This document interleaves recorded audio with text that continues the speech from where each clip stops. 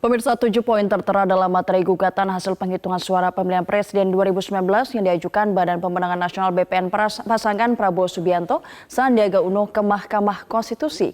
BPN juga mengajukan tambahan materi gugatan, namun oleh Mahkamah Konstitusi hanya dimasukkan sebagai lampiran. Kita akan melihat bagaimana tuntutan-tuntutan yang diajukan oleh BPN atau Capres-Cawapres 02. Ini dia materi permohonan sengketa Pilpres 2019.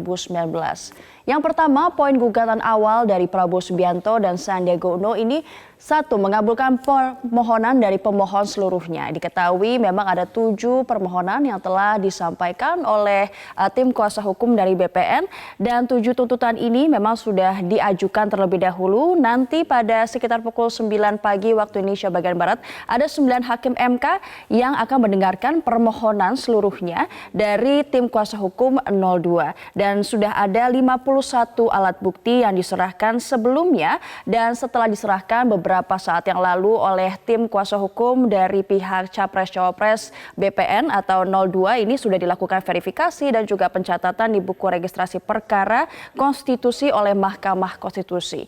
Dan yang kedua, kita simak apa yang menjadi poin gugatan awal dari Prabowo Subianto dan Sandiaga Uno. Yang kedua, menyatakan batal dan tidak sah keputusan KPU tentang penetapan hasil pemilu presiden, anggota DPRD dan juga DPD.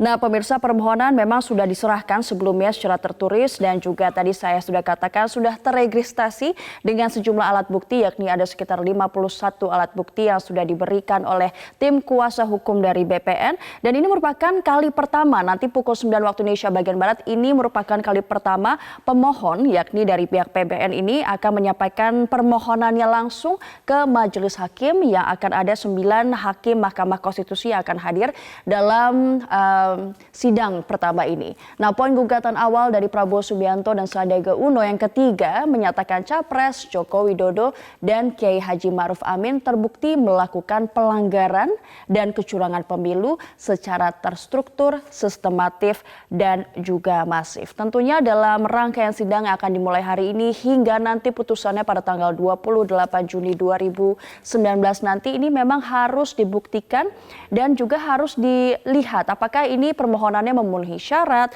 Dan juga hakim MK ini akan melihat apakah semua alat bukti yang sudah dikumpulkan yakni 51 alat bukti ini bisa membuktikan dari sejumlah permohonan-permohonan yang sudah dimohonkan. Nah, sebaik atau seburuk apapun berjalannya sidang dan juga ada alat bukti keterangan selanjutnya, hakim MK tetap akan selalu melanjutkan persidangan. Dan pada tanggal 28 Juni apapun yang terjadi dan apapun hasil dari alat bukti, keterangan dan lain-lainnya, kewenangan hakim MK memutuskan adalah seutuhnya milik hakim MK dan tidak ada intervensi apapun pada tanggal 28 Juni 2019 nanti. Kita lanjutkan ke poin gugatan selanjutnya. Kita lihat pemirsa poin gugatan nomor 5 dari Prabowo Subianto dan Sandiaga Uno yakni menetapkan pasangan calon presiden dan wakil presiden Prabowo Subianto dan Sandiaga Uno sebagai presiden dan wakil presiden terpilih periode 2019 hingga 2024. Nah, pemirsa, hakim Mahkamah Konstitusi dalam memutus perkara mendasarkan pada 3 hal. Ini juga yang akan dijabarkan dalam rangkaian sidang dari hari ini sampai tanggal 28 Juni 2019. Hal yang pertama adalah fakta yang terungkap di pengadilan. Ini penting karena dalam rangkaian sidang memang harus ada pemaparan fakta dari sejumlah keterangan dan juga alat bukti. Yang kedua, alat bukti juga menjadi penting untuk membuktikan sejumlah permohonan yang telah dimohonkan oleh kepada Mahkamah Konstitusi. Dan yang ketiga tentu saja yang tidak kalah pentingnya adalah keyakinan hakim atas segala fakta yang telah terungkap di persidangan dan juga alat-alat bukti yang telah dikumpulkan. Selanjutnya kita lihat yang keenam memerintahkan termohon untuk mengeluarkan surat keputusan ini sudah, dan yang ketujuh Kita simak poin gugatan awal memerintahkan termohon melaksanakan pemungutan suara ulang secara jujur dan adil di seluruh wilayah Indonesia.